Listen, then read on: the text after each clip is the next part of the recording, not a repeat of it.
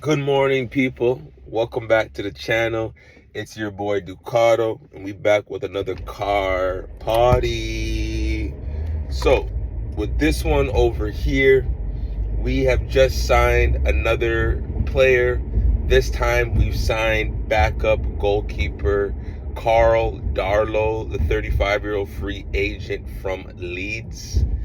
Um, it's kind of weird just because you don't really see players making that switch from Ellen Roads to Old Trafford. You know what I mean? However, he is 35 years old. Um, he's a backup coming in as a free transfer, so there is no money being spent on him. With this addition, it is expected that um, Altair Bayender is going to leave, as reported by Laurie Whitwell.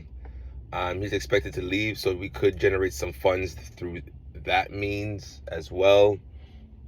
What does the signing do for us? Like I said, it gives us a good complementary backup keeper. He was decent in some of his appearances and showings for Leeds.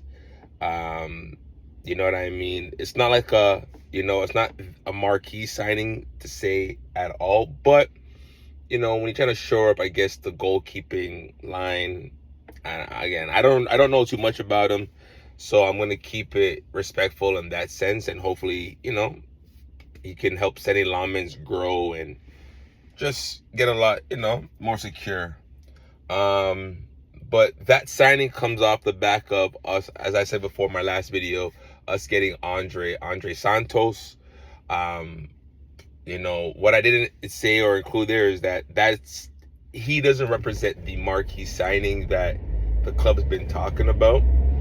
Now, this marquee business, that's what the club issued.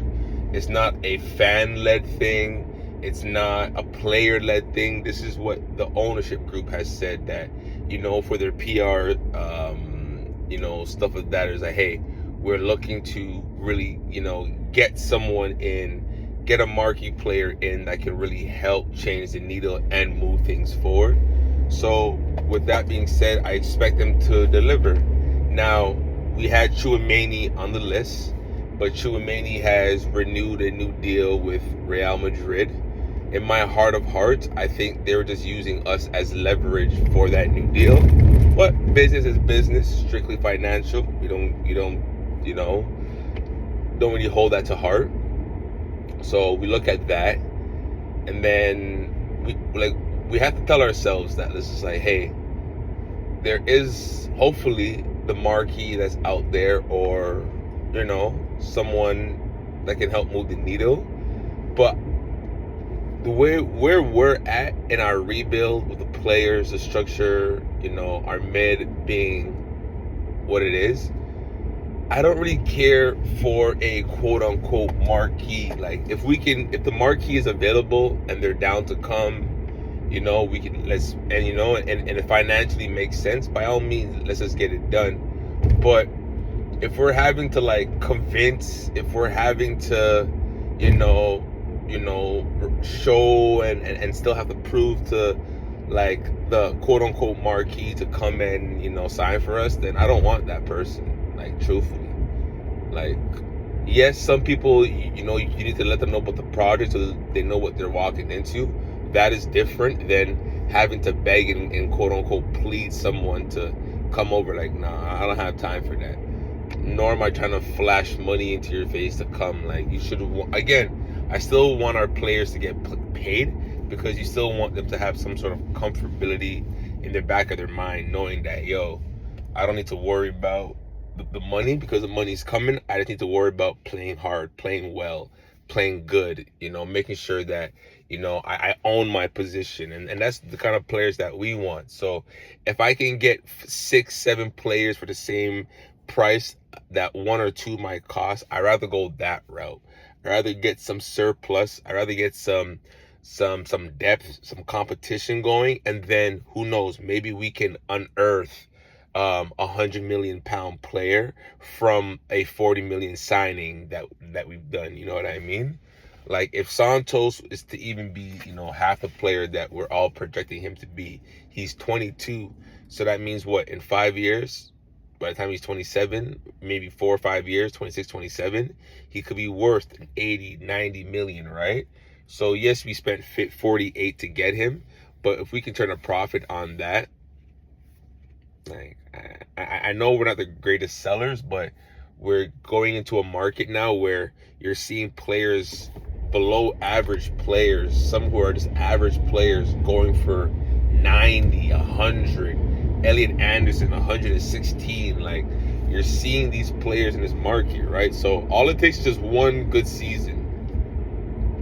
Normally, I would say it would take 2 good seasons, but the way these players and how teams are just forking over money, if you have one good season, you'll go for a bag. You know what I mean? And that's why I don't want us to be overpaid, because if you look at like a Carlos Baleba, who I highly rate, like I really do like Baleba, but Brighton wanted Caicedo money for him, and I'm like, no, like no, you can't have Caicedo money for him, and then we ultimately don't do the deal, and then now you're seeing the value has dropped like significantly. So I look at that and it's like, so y'all were just trying to tax us, like, you know what I'm trying to say? Like, that make it make sense type of shit, you know? So yeah, that's how I look at it, man. You know, we have that new guy, Karl Darlow. As I said, I don't know much about him. You know, he wasn't op. Like when you play for teams like Leeds, that's like our derby. Like you're like that's a rival. You know what I mean? Like more so than like the Liverpools, the Arsenal.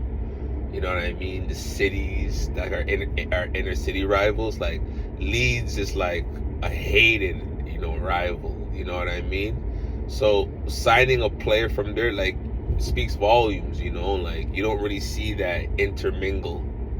Think of all the great legends. Like I think only Cantona made a switch. Karl Darlow, and maybe was it Rio? I think Rio had played for Leeds. Was it Rio? Yeah. Either so, it's just like I don't know, man. We still need our midfield.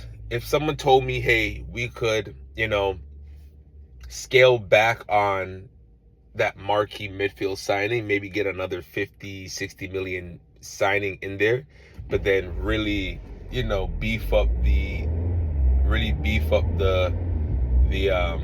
whatchamacallit, like add another winger to the attack, add another, maybe left back, so on, like, because we still need those, right? Like, I hope we haven't forgotten, we still need like all of those in our francs.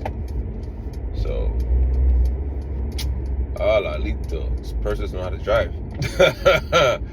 But yeah, so we really still need all of that in our francs. So if we can see that over the line, I'd rather go that route than just spending money. However, if the right person comes in, I just don't know who that right person is, so forgive me. I may come back with another video of who that right person in the midfield is, because right now everyone's trying to tax and tax and tax and tax and tax. But yeah, that's the video. Y'all let me know what you thought. Let me know if you think this Karl Darlow player is worth is worth a signing, taken up as a free agent. Let me know below what y'all think. Let me know who you think that marquee signing should be. Should we even get a marquee signing? Do y'all think like me we should get just squad depth additions? Players that are on the cusp of becoming that standout, that elite, that marquee. Do you believe in growing your marquee or buying a marquee?